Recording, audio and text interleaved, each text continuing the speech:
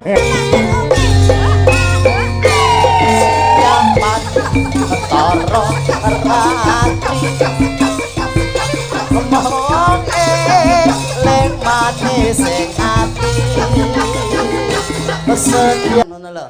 Kok iso ngenteng-ngentengi gawean? Lah biasane kan umbah-umbah dhewe enek sing ngancani, masak dhewe ana sing masake kancane enek. Oh ngono terus kesel engko ya dipijeti wong loro ngono. Aku umpamane dadi Pak Yoyok, wah dalang kondang wis dosen, rabi meneh aku kok. Iki cangkeme elek iki. Kok rabi aku sik rene. Kok rabi meneh iki kowe cah cilik apa ya rabi po? Kowe iki cah cilik iki po ya iso rabi. Ya iso to, Mbak. Duwe bojo. Duwe lah ngopo? Masa duwe bojo? Bojomu ya ayu. Ya ayu. Tenane. Heeh. Ya duwe anak. Ya duwe, ora takok bojomu ya wong ngono wae. Cek. Awak ado-ado Mbak Lisa. Kok tekan bojoe ngopo bocah semene kok? Lah napa? Jujur ya. Jujur napa? Disekseni karo piyai sakmene mbane. Nggih, Lara, pripun? Jujur, sumpah demi Allah. Nggih. Kowe wis sunat ta urung? Nah. Petrong. Seksene danyange kene. Miren kene. Kula pun sunat kula. Alah ora percaya. Dek boten pitados pripun lho? Bukaan jajal. Nggih ampun dibuka mriki. Mengke kula fotone mawon kirim jenengan. Gah, mesti kaya ceplukan mesti gah aku. Lho wong mengke mang bandinge kali nggih jenengan apik endi ya ngono lho nggih. Ayo. Ayo kaya adekan samudra kae lho, jangan diuruci kae malian ora. Ale ngono kuwi. Nek kula nindakake sunah Rasul, nggih khitan. Nek khitan ning endi awak mbiyen? Kula mboten teng dokter kok kula. Kula mung enten kebon tok kula niku, kebonan. Lah sing khitan sapa? Kula nguyuh enten kirik liwat cathek ngoten niku. Tapi kitan ki modele ya ora karu-karuan. Kitan ki ketoke ana zaman-zamane ya berarti. Nek kowe klebu zaman apa? Ya zaman biyen yang masih pakai sarungnya dikasih empring gitu loh. Pring kok empring ora. Empring ya. Iya itu kan paling corone mungkin zaman biyen nggo bendo apa gitu ya. Zaman dulu terus berkembang meneh. Corone nganggo gunting apa nggo apa gitu nek nggo nemui zaman apa? Jadi cathek asu. Cathek asu. Kuwi berarti purba. Zaman semono kuwi. Saiki kan dilaser. Laser, ya. Saiki ana sing luwih canggih meneh saka laser gayane, tapi aku ya ora ngerti wong aku ora duwe. Kayane mung didelok tok ngono ya stak ngono wis. Iya, bener. Opane wong sunat tok ditontone malih. Sapa rek? Kaya didongakne Pak Teknologi Sukarji lek mundungane piye? Nggih, mugi-mugi keluarga Pak Sukarji tansah pikantuk karahayon kalujengan. Amin. Saestu panjang yuswa. Awet sing momong putra wayahipun. Amin. Rejeki ingkang lumintu lir gumanti halal tur barokah. Amin. Iki golek rejeki barokah niku angel. Oke iki belum tentu ki cukup. Yen sithik yen barokah ya bakal kecukupan. Cah cilik ya pinter ya. Pinter sik tak takon barokah iki apa to barokah? Barokah ki pokoke nyukupi ngoten lho barokah niku. Dadi kan diterima, disyukuri, dinikmati. Kuwi bakal iki uripe iki ya ayem tentrem ngoten lho. Lek sampean ki uripe sampean klebu barokah apa ora? Alhamdulillah kula nggih barokah ya kadang musibah. Kok barokahmu kok ora mesti piye sebabe? Barokahe alhamdulillah menika paringi rejeki sempulur.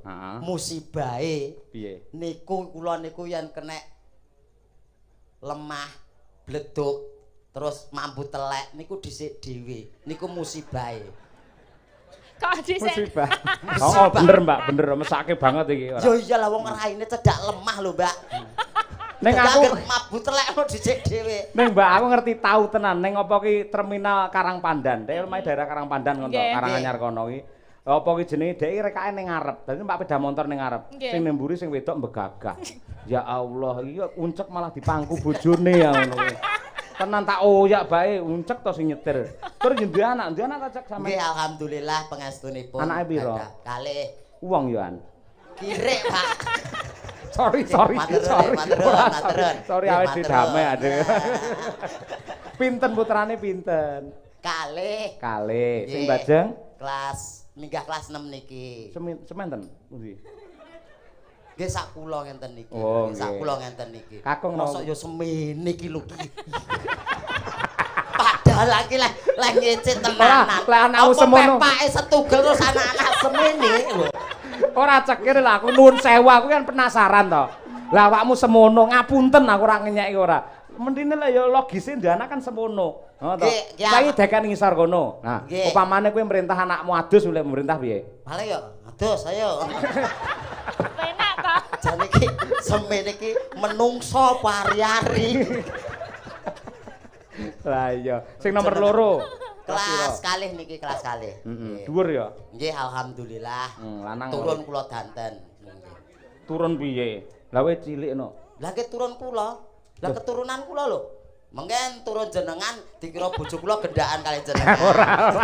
Ora ngene lho. Aku iki kuwatir ngono lho. Kuwatir napa? Kudune lek logise mbok takon karo piyai piye logikane ya.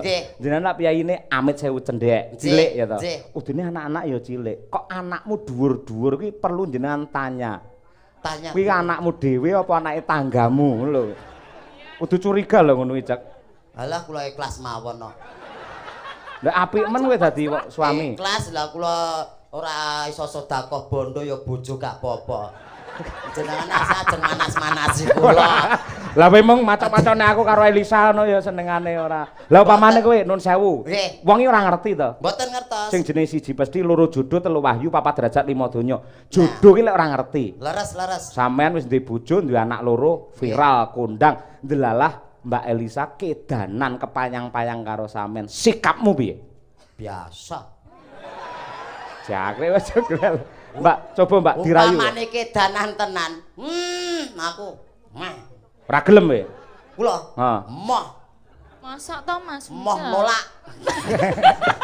Coba Mbak coba rayunen aku pengen roh pola iki. Kok sik to nek arep ngerayu piye? Nek biasane wong lanang karo wong wedoki nek arep nganu kan ya cekelan tangan.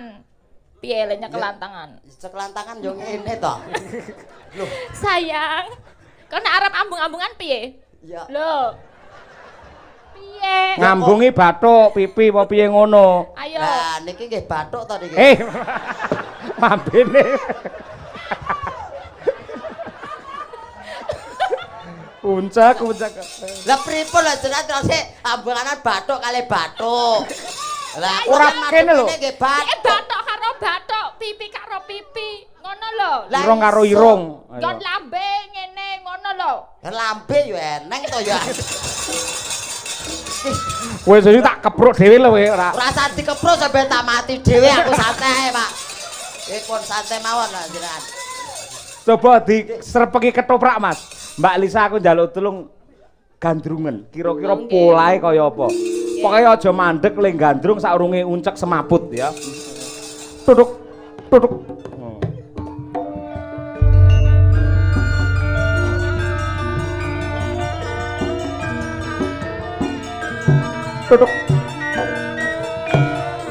Iki ki aku sing dadi bojo apa ora ya karo Kang Mas Broto. Aku mumet, aku jare arep dibojo, arep dirapi.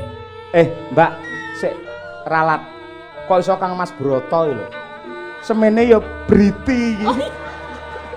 Gak apa-apa. Ora briti wae, aja brutu. Terus, Mbak. Aku kapang banget jare mono arep rapi karo aku, arep nembung karo bapakku. Nek kok ora mrene-mrene Mas Broto ning ngendi to Mas Broto?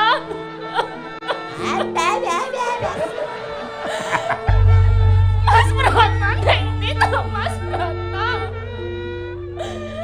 Aku ki sing dirapi apa ora to? Cah lanang sing kendel aja mundar-mundur, maju. Maju pripun lho kahanan kados ngeten kok ken maju niku lho. Sing gagah ngono lho wong lanang kok ibas imbis ora. Gagah. Mas Broto. Mas Broto. Piye diajeng? Mas Broto iki kok ana swara tanpa rupa ki ning ngendi papane? Iki ning mburimu berarti entut. Mas Broto.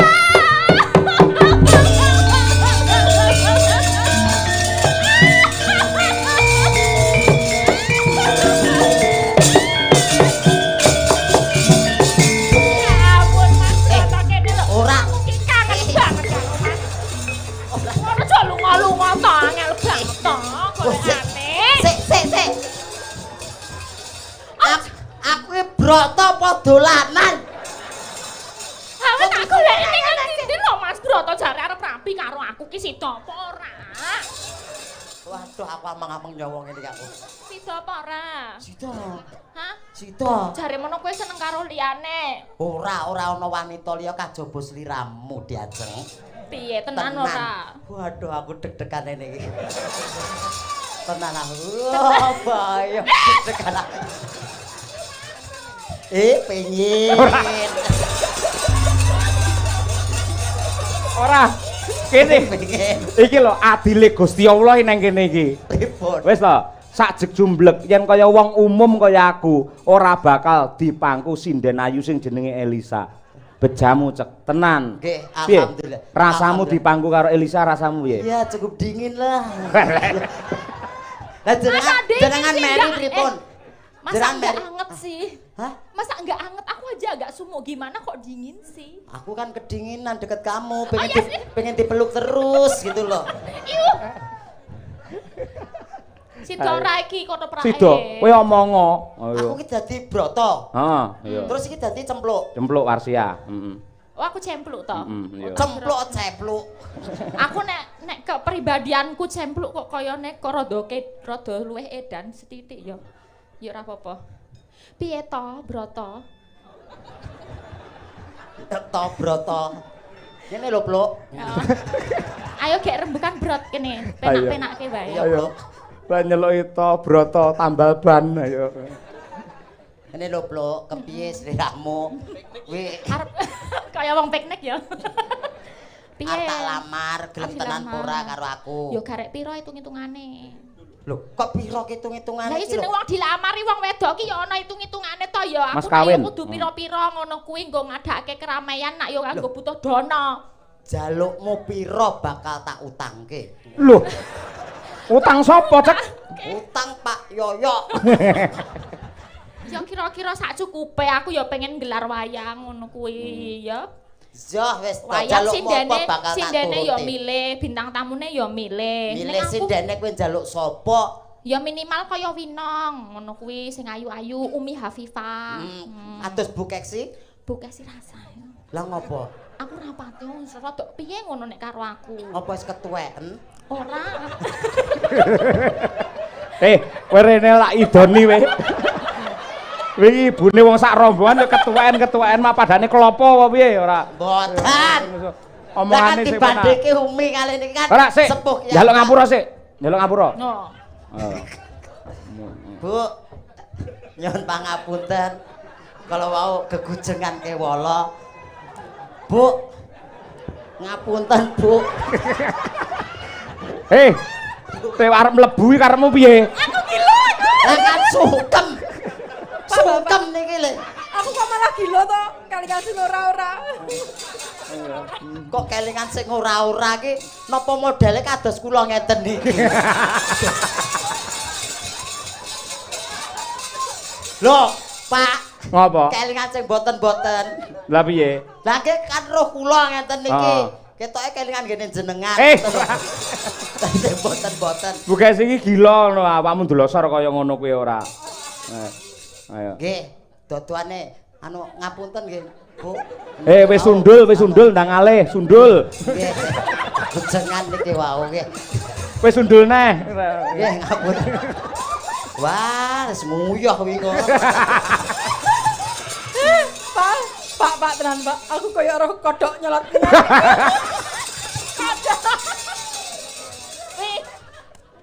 Pak. Apa? Ibu ketoke seneng niku, Pak. Heeh. Kula mbok mantung bas. Iya. Damel gilan-gilanan ibu. Ayo tak gomleng nggih seret-seretan anakku ya ngono. Wis sampean ki seniman multi talent. Tetep dapoke sebagai Broto, sampean gandrung ngangge tembang bawa karo wi cempluk. Ayo ngono. Ayo. Aku golek anduk tenan iso nangis aku guyu. Ayo. Wis mak culut ngono ya. Kaya suweke lho. Sabanua. Mas Broto, aku ki sida mbok rapi tenan ora? Sida tenan. Tenan tresnamu karo cempluk to. Tresnaku ya mung kanggo sliramu to. Modalmu pira duwite? 20. 20 apa? Ning wis entek. Entek tong berarti ra ono apa-apa. No Aku mau sangu 20. Duwe utang. Eneng dalan kono ora. Heeh. Dicegat parkir. Lah padha aku yo garek 20.000 mau kon bayar parkir Aku yo bayar parkir 20 dadi entek-entekan. Yo wis nek ngono ak dhewe kan saling mencintai to, Brot. Nek ora penak blas ngono to. Kok tobrot apa? Kowe kok kleru tobrut malah cilaka. Kok tobrot itu? Nek ngene iki wae awak dhewe golek duit bareng ya, Brot. Tak golekke cara ben awak dhewe entuk duit ya. Carane kepiye, Bro? Nah, tak golekke cara gampang banget. Iki kan awak dhewe ning kene ana Pak Dokter sing terkenal to. Pak Titok jeneng. Tikto. Tikto. Nggih, Pak Tikto. Lah iki etok-etoke kowe tak prisake. Ngono ya?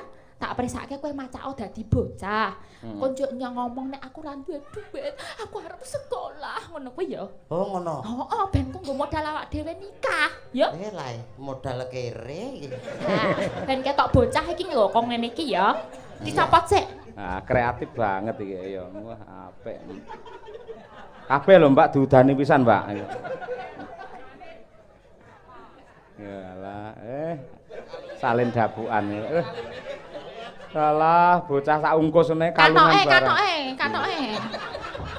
Katoke. Mah aku. Katoke dicopot. Katoke gak sah. Piye nek ra nggo katok? Iki lho arep ganti katok sing abang. Aku gak rangkepan. Ngono nganggo popok dhisik. Nganggo popok engko ndak ngompol. Pempres. Engko ndak ngompol. Ben meyakinkan.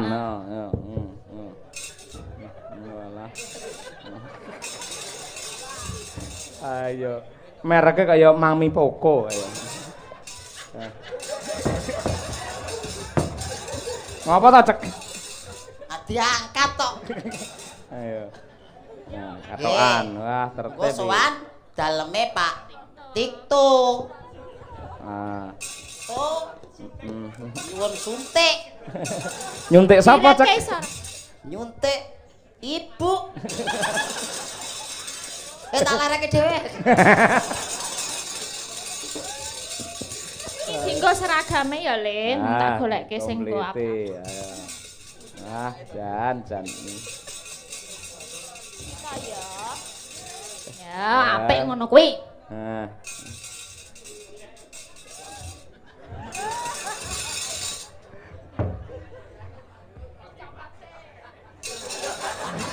Apa enek cah SD blangkonan ya, Mbak? Bener copot.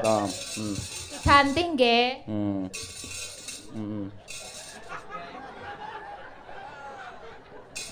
Ya alatnya ya komplit men lho, ayo. Wah, apa wi mereke Hello Kitty to wi?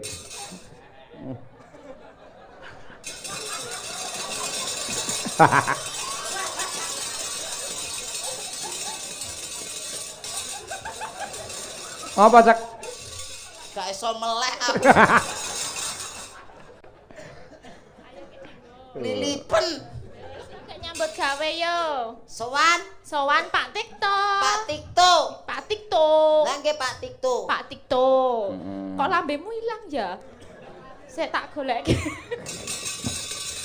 Iki wis. Ya ampun.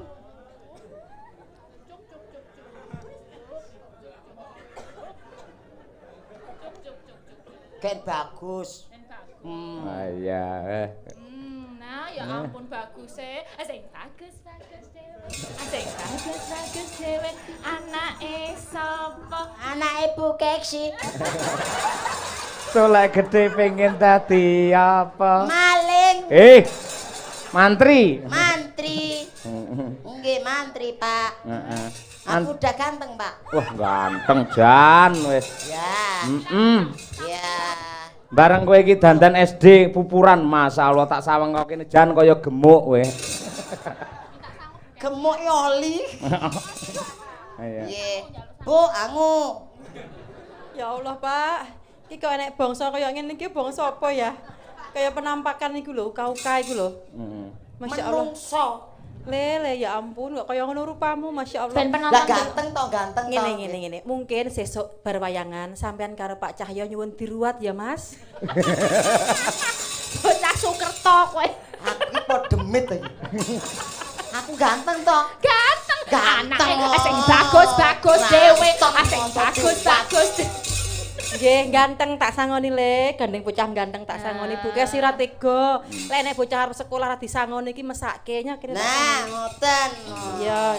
Nyuwun sangu pira biasane le cah bagus? 2000. 2000. 2000 kena nguyuh tok no kuwi. Kok malah ra duwe ya 2000. Enenge 50.000 dadekke seminggu ya le ya. Nah, sangu sekolahnya matur Pak Cahyo. Nggih, disayang, saling Matur disayang. nuwun Ibu. Ora usah nyayang aku ndang makan bae le. Tak bekti to, Bu. Ndak usah, Ibu harus lak kosong ngising.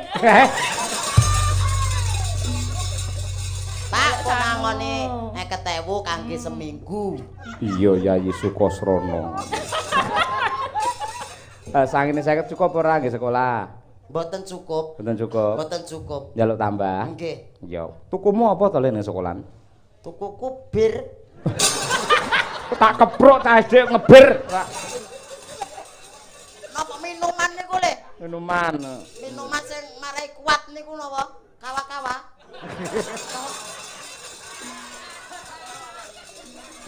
Tak tambahi nyo. Nyo.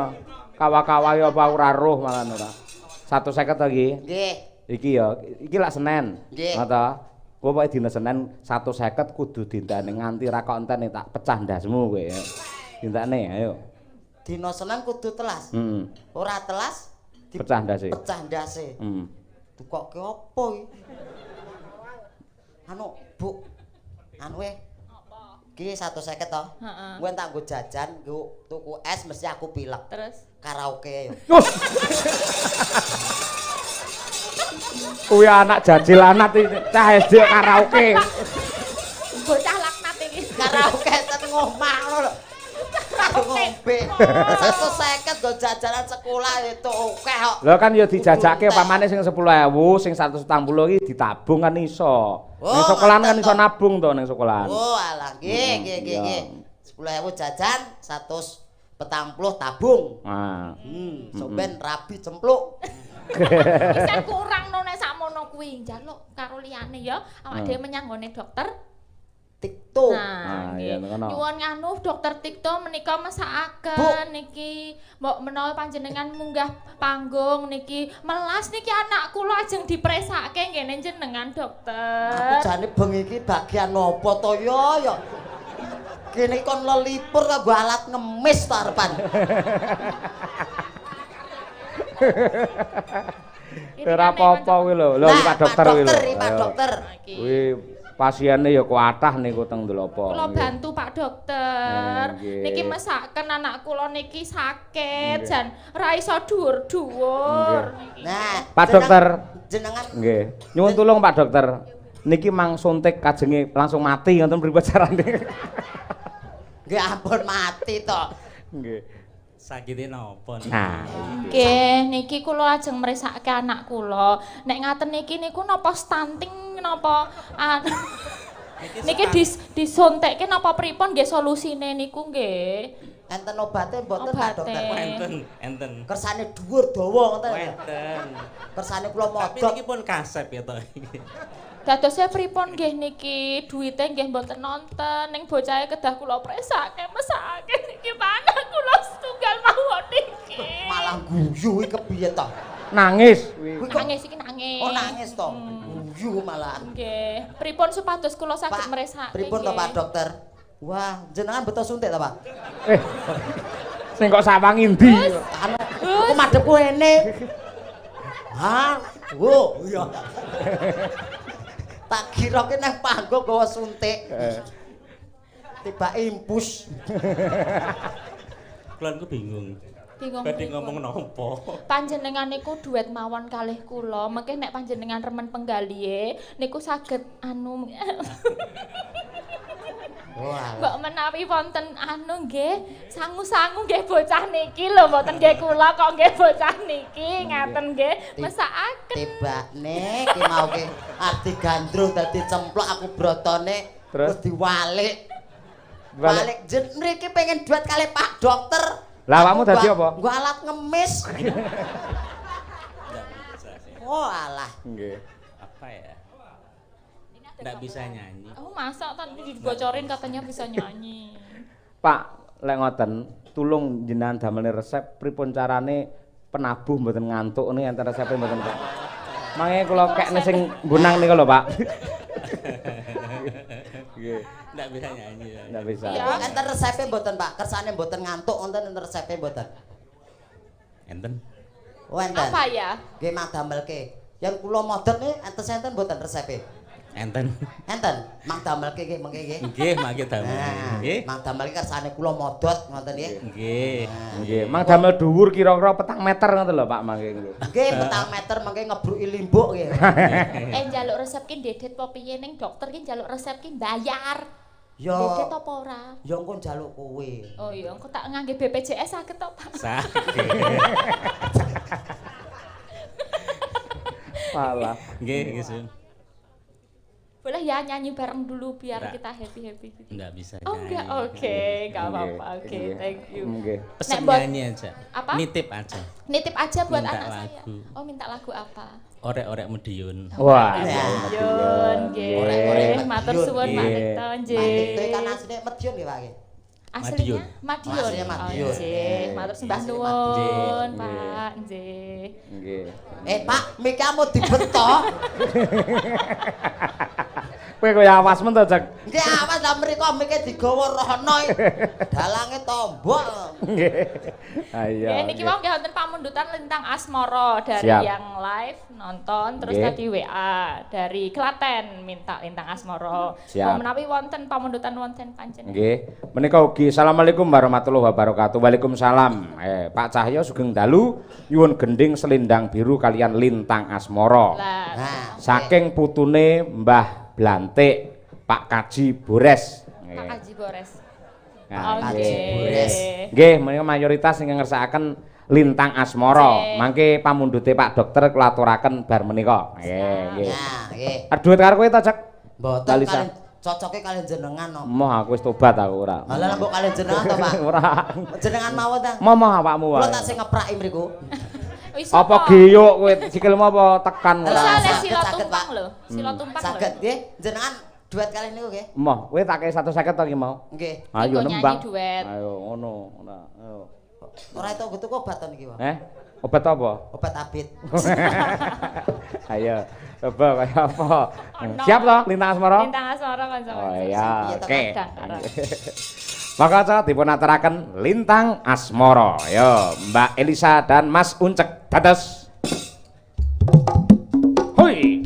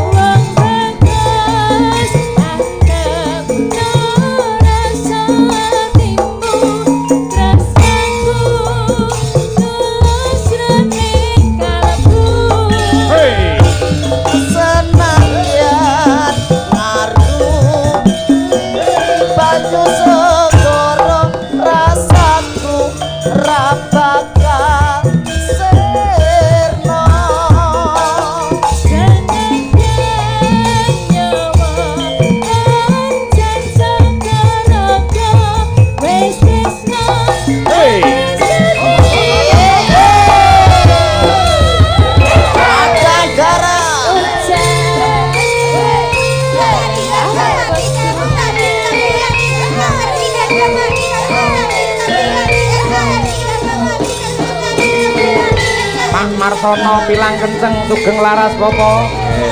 Pak Harnoto Kades Tenggarong, monggo.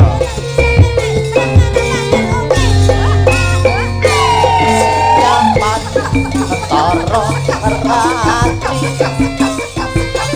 mong eling manis sing ati setiaku bisa aduwen marang sang Sulasi.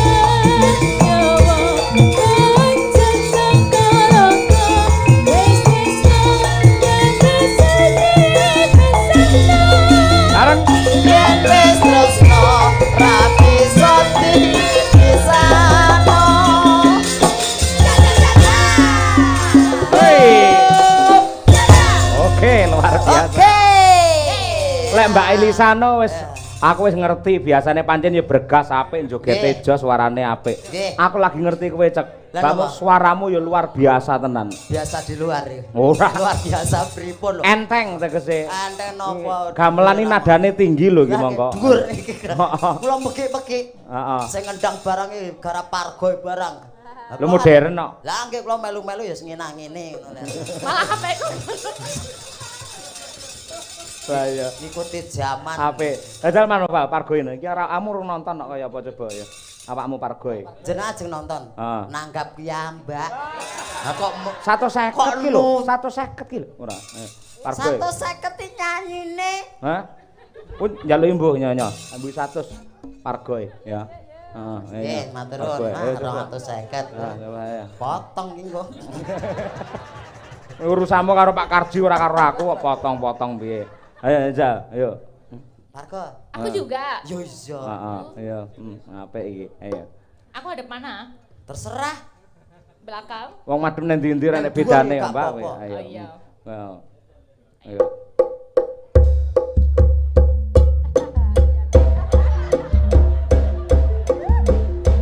Hop, wis. Aku susu gila kok ya uget-uget deh. Wis aku ora kok lumangan ndak engko ora. Iya. Aku ki pol telek to. Lah kok kene tak sawangi. Lah aku terus ora kok lumangan. Lah kok kene tak sawangi kendu kaya uget-uget kae lho. Ih ora ya. Ning jos kowe kreatif ya to. Nadyan to njenengan piyai khusus suaramu apik ya to njogete ya bergas ya to. Dasare banyolane ya semu. Ora ngoyo sampean banyole iki. Semu napa? Semumpel. Ngapa terus iki le? Iya. Heeh. Sik Mbak Elisa kula selani nggih. Pamundhute saking Pak Dokter. Pak Dokter. Ning tetep kene kowe cek njoget cek. Ayo, mau ngesake orek-orek. Medyunan. Coba kaya apa? Sinten sing ngatur kene iki? Ya Mbak Tri Hastuti Retnawati dhisik. Ayo coba kaya apa? Nggih. Mbak Tri Hastuti. Heeh, Retnawati. Ya. Ben ngaturake orek-orek pamundhute Pak Dokter. Panjenengane ngasta wonten RSUD Ndlopo Madiun. wingi pas peresmian wayangan panjenengan ya rawuh. Patik to. Ya. Yayi Budaya estu kok. Nggih, nggih. Yayi le sedakoe sae nggih kados Pak Tikto. Nggih, jan bener. ajeng nimbali dagelan kondang kados Abah Kirun, Cak Percil, Cak Yudoe kelakon. Lah kok sing diceluk kowe? Lah liyane do isi kabeh sing kosong aku kok. Kowe mesakne. Mesake. Lah iya. Monggo, yo Mas, yo sampake dhisik. Orek-orek dados.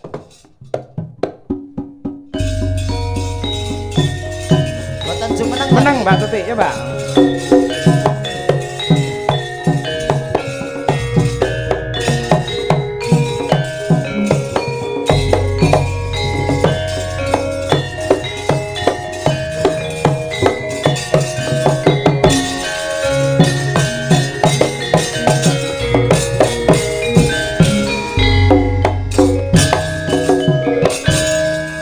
Tarik Mbak Tik. Yo. Orek metinyon lencer kuning yang ngejak kono aja kono rek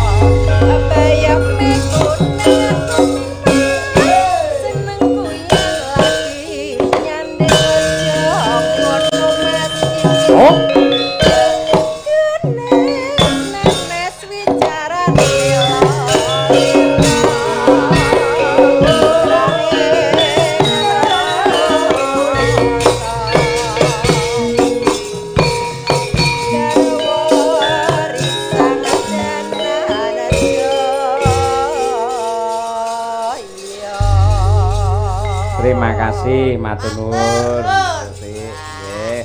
Gayeng nggih. Orek-orek iki jan ya kepenak nggih. Nggih. Jogete nggih kepenak. Leres nggih. Mbak Lisa mriki, Mbak. Nggih. Mugi-mugi Dik Saptawaji dados lare ingkang soleh. Migunani dumateng tiyang sepuh agami nusa lan bangsa. Saking keluarga Yogyakarta. Nyuwun lagu Sambel Kemangi. Keluarganipun wonten ingkang dari Yogyakarta ya. Nggih, leres. Niki pundi Mbak niki? Niki. Klulus napa pundi niku? Coba. Oh betul. Klulus. Modus. Ngopo ta berat-berat ta? Kulur enggak tahu. Modus. Wah.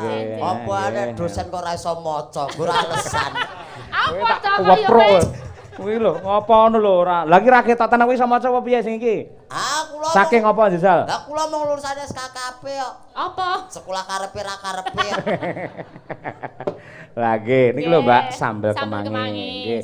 Jenengan men dikancani karo Mbak Winong Nawangsih. Mbak Winong, mari Mbak Winong yang ceria selalu. Mbak Winong. Wah, jan lah. Kuwi rono cek. Ayo rono. Nah, kuwi di anu to. Sindene Pak Yoyo ayu-ayu ya. Ayu-ayu to. Hafal enggak? Lah nggih. Biasane ki yo dan dalang pesinden angger cedhak debok ngono ki mesti bojone. Heeh. Iki biasane. Terus biasane bojone. Nek kok garwane malah keke pinggir. Apa nggo cepaki wong mendem ngono ya? Pak, tenan tak koprok tenan kowe. Kowe iki lek ora ngerti takono. Lah pripun? Lah kula kan biasane kan ngoten to. Kowe ngerti simpingan wayang iki? Pripun? Saka cilik saya gedhe. Men apik disawang. Iki kok kene ya padha iki cilik saya gedhe ngono kuwi. Sing angel disimping malah kowe lek disimping ning ndi bingungne kowe iki. Kula enten mriki. Ning ndi? Nah. Ya lah, enten mriki. Kowe nggawa anu tas ora, Ada ono ning tasmu iki, kon mulih ning Solo. Pak niki ten niki mawon wayang golek. Ma.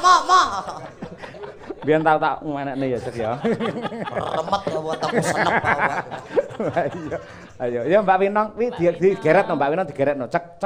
Lah digeret niki menapa masa presiden kok ora roh dalan? Ora perkara men ketok mesra ngono lho, kaya chemistry ngono lho. Enggak dispoti ta. Oh, minta spot. Oh, alah minta semprot. Ya. Semprot kuwi. Spot. Kuwi sing kepiye? Itu keadaan musiknya biar semangat naiknya gitu loh. Semprot. Tak kira disemprot goleke selang sik kono. Wis dandan ayu-ayu lho 2 jam kok disemprot yo nong. Nggih. Enggak jadi nekno lama banget iki. Uncek lho nong, uncek omong ae kan mau ora. Nah iya to, cuwili ngomong ae.